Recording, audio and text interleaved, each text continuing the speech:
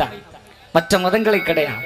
ஒரு மந்திரி சூரசம்ஹாரம் நடக்கிறது, அந்த கூட்டத்துக்கு வருகிறார். வருகின்ற பொழுது கேட்கிறார், இது என்ன இவ்வளவு கூட்டம் இந்த கோயில்ல? அது இன்னைக்கு சூரசம்ஹாரம் நடக்கும். சூரசம்ஹாரம்னா என்னன்னு, அது முருகப்பெருமா சூரனை வேலாயுதத்தால் கொன்னார்ல, அதை மக்களுக்கு நினைவூட்டுற நாள் இன்னைக்கு. அதனால அங்கே முருகன் வாகனத்தில் வருவார், இங்கே சூரனை போல ஒன்றை கட்டி வைத்து அந்த அந்த சம்ஹார நிகழ்ச்சி நடக்கும்.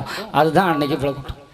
ஓஹோ, ஒரு கொலைக்காட்சியை பார்க்கறதுக்கு இவ்வளவு கூட்டம்?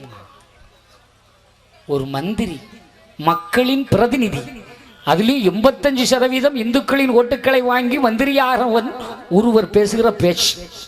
நான் இப்படி பேசி பேசி அது போக வேண்டிய இடத்துக்கு போயிட்டு இன்னும் கொஞ்ச நாள் ஆப்புதேன், அதெல்லாம் மாற்றங்கள். நாம பயப்பட போகல. அவர் சொல்றார், ஒரு கொலைக்காட்சியை பார்க்கறதுக்கு இவ்வளவு கூட்டமா? என்ன பாருங்க, அப்படி சொல்லப்படாது. அது முருகப்பெருனா. ஆமா, முருகன் ஒரு அக்யூஸ்ட் தானே. எங்க போது பத்திர முருகன் அக்யூஸ்டா?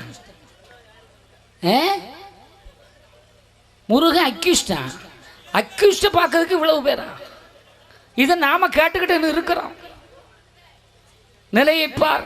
இன்னைக்கு மற்ற மதங்களை நம்ம ஊர்ல யாராவது ஒருத்தன் சொன்னா உடனே போஸ்ட் அடிப்பான், பறந்த பொண்ணும் எல்லாம் செய்யறோம். மந்திரி மாற அவளுக்கு தான் உதவி செய்யறான். இவ்வளவு பேர் நம்ம தான் ஒண்ணு சேர மாட்டோமே, ஒற்றுமையா இருந்து ஒரேடியா ஓட்ட குத்த மாட்டோமே. நம்ம வீட்டுக்குள்ள 4 பேர் இருந்தாலும் 4 கட்சியில எல்லாம் இருக்கிறோம். இந்து என்கிற உணர்வோடு எவன் வருகிறானோ அவனை வாழ வைக்க இனி பழகுங்கள். அப்பொழுதுதான் நாம் முன்னேற முடியும். அப்பதான் நம்ம கோரிக்கை நிறைவேறும். நம்முடைய ஆலய பணங்கள் எல்லாம் அந்த ஆலயத்துக்கே செலவிட வேண்டும். அதுதான் தேவசம்போர்டுக்கு உண்மை. ஆனா இன்னைக்கு அப்படி செய்யறார்களா?